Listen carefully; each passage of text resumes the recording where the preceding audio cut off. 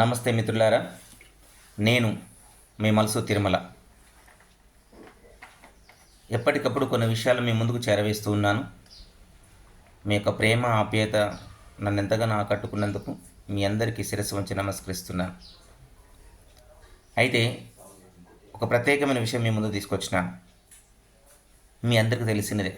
అదేంటి అనగా, మనకున్నటువంటి ఓటు, ఆ ఓటు విలువేంటి, ఆ ఓటు బలమేంటి, ఆ ఓటు యొక్క స్థితిగతులేంటి, ఆ ఓటు ఏం చేయగలుగుతుంది, ఆ ఓటు వల్ల ఏం జరుగుతుంది, ఆ ఓటు వల్ల ఏం జరగదు అన్న విషయాల్ని మీకు తెలిసినవే మరొకసారి తెలియపరచాలని కోరుకుంటుంటున్నాను. చాలామందికి తెలుసు, అందరూ కూడా ఉన్నతమైన వారే, వాటి విలువలు తెలుసుకున్న వారే. సరే, ఏదేమైనప్పటికీ మిమ్మల్ని ఆర్జిస్తున్నాను. మిత్రులారా, దయచేసి ఈ వీడియోని షేర్ చేయండి, లైక్ చేయండి, సబ్స్క్రైబ్ చేయండి. సరే, విషయానికి వస్తే మీ ముందు ఇంకొక నెల రోజుల్లో ఎన్నికలు జరగబోతూ ఉన్నాయి.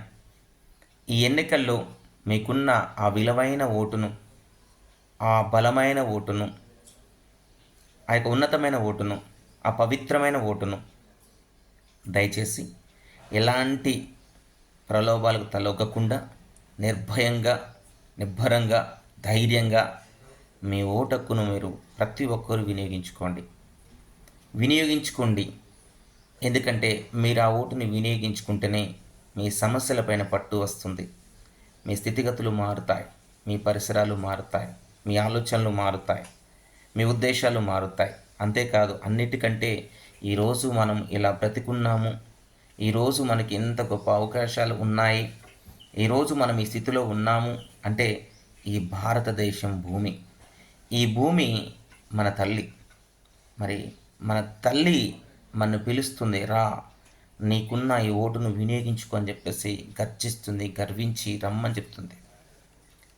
కాబట్టి మనం గొప్పగా ఈ భారత భూమిపైన ఉన్నాం. కాబట్టి మన ఓటు హక్కును మనము సమర్థవంతంగా వినియోగించుకొని మనము మన దేశాన్ని, మన పరిస్థితుల్ని, మన స్థితిగతుల్ని, మనలో ఉన్నటువంటి ప్రతి విషయాన్ని వ్యక్తపరుచుకుంటూ ముందుకు వెళ్దాం. కాబట్టి దయచేసి మీ ఓటును మీరు సమర్థవంతంగా వినియోగించుకోండి. ఇంకా అందరికీ చెప్పండి. దయచేసి ఈ వీడియోని షేర్ చేయండి. ఎట్టి పరిస్థితుల్లో కూడా మరొక్క మారు మిమ్మల్ని అర్జించుకుంటున్నాను, మీ ఓటుని ఎటువంటి ప్రలోభాలకి లోను కాకుండా చూసుకోండి.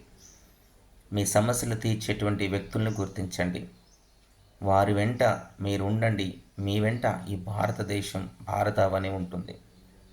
సెలవు. మరి తప్పకుండా మీ ఓటుని నిర్లక్ష్యం చేయకుండా వినియోగించుకోండి. ఉంటాను.